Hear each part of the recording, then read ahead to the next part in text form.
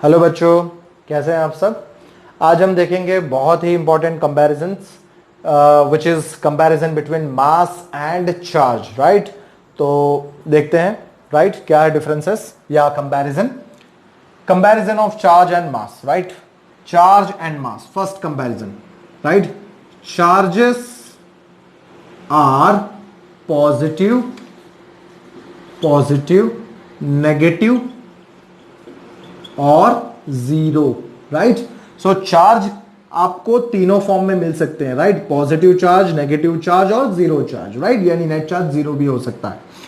ठीक है, जबकि मास क्या होता है, देखिए mass of a body is positive quantity,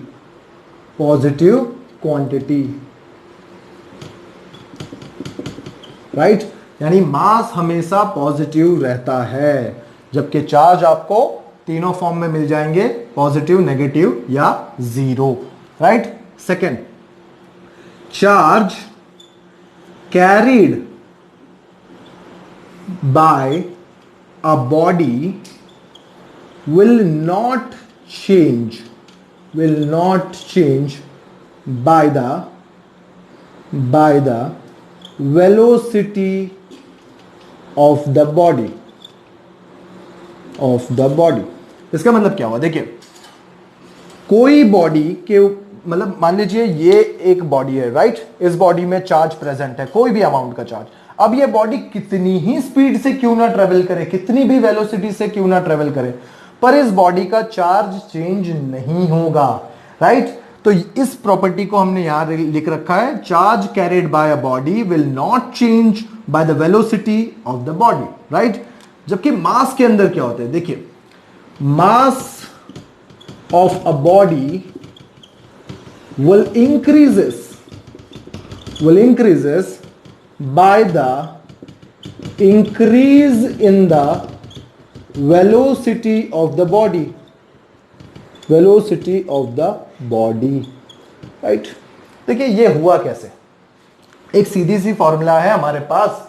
right, which is m is equal to m naught by root of 1 minus v square by c square. Right, अब देखिए क्या है ये जो m नॉट है, इट इज रेस्ट मास, मतलब जब body motion में नहीं होती है उस समय जो उसका मास होता है उसे कहते हैं रेस्ट मास। राइट, v क्या है, velocity of body,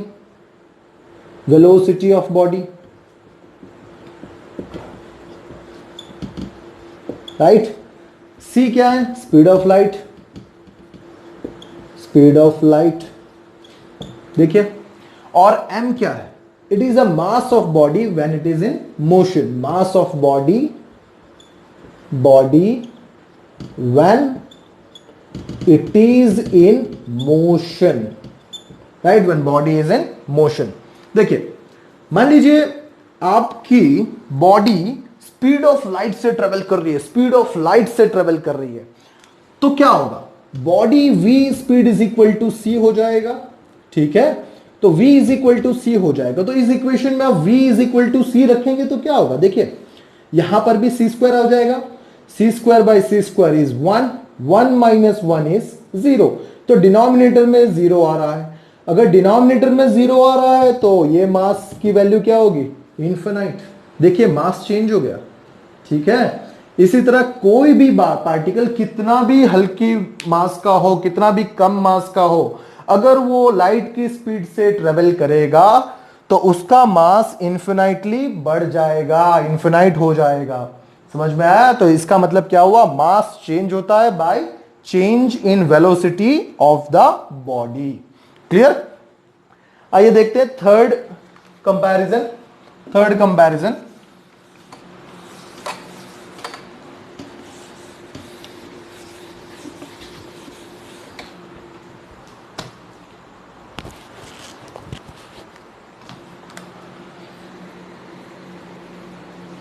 charge is quantized. Right, मतलब चार्ज हमें से क्वांटम फॉर्म में मिलते हैं, जैसे हमने इक्वेशन लिखा था, that is q is equal to me।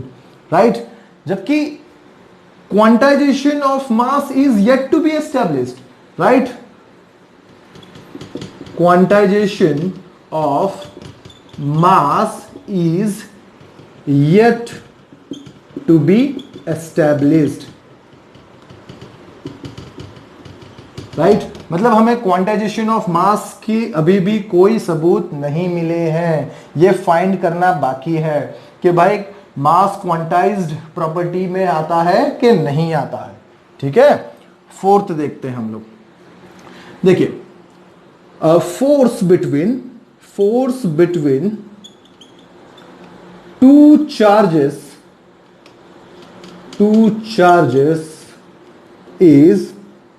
is attractive और रिपल्सिव। देखिए दो चार्जेस के बीच का फोर्स अट्रैक्टिव भी हो सकता है और रिपल्सिव भी हो सकता है। कैसे? मान लिए आप एक चार्ज लेते हैं प्लस इलेक्ट्रॉन, दूसरा चार्ज लेते हैं प्लस प्रोटॉन, और यहां पे दूसरा चार्ज लिया आपने इलेक्ट्रॉन, तो इन दोनों के बीच में क्या होने वाला है? फोर्स ऑफ अट्रैक्शन होगा, राइट? लेकिन आप अगर दो प्रोटॉन लेते हैं, देखिए दो प्रोटॉन अगर मैं लूं तो क्या होगा? तो ये हुए लाइक चार्जेस, तो एक दूसरे से क्या होंगे? दूर भागेंगे। इसका मतलब क्या हुआ? Force between charges will be attractive or repulsive, it depend upon the type of charges, right? जबकि यहां पर क्या होता है? देखिए फोर्स बिटवीन टू मास और masses will always be attractive, right? देखिए यहां पर क्या आता है? ग्रेविटेशनल फोर्स आता है ना दो मास के बीच में, तो ग्रेविटेशनल फोर्स जो होता है वो हमेशा कैसा होता है? अट्रैक्टिव इन नेचर होता है। इसलिए हम क्या कह रहे हैं? Force between two masses will always be attractive, right? आइए देखते हैं फिफ्थ डिफरेंस को।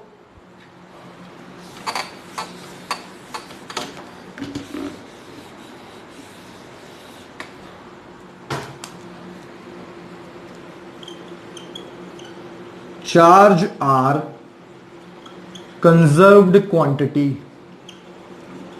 राइट? तो चार्ज कैसी क्वांटिटी है? Conserved, right? जबकि मास क्या है? Mass is not conserved, right? Because it can convert into energy, right? So mass energy के फॉर्म में कन्वर्ट हो जाता है, मतलब ये कंजर्व्ड क्वांटिटी नहीं है। जबकि मास चार्ज कैसी क्वांटिटी है? कंजर्व्ड क्वांटिटी है, राइट? सिक्स्थ देखें डिफरेंसेस को।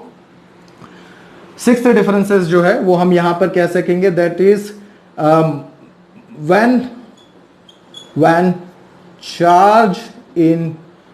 Charge is in motion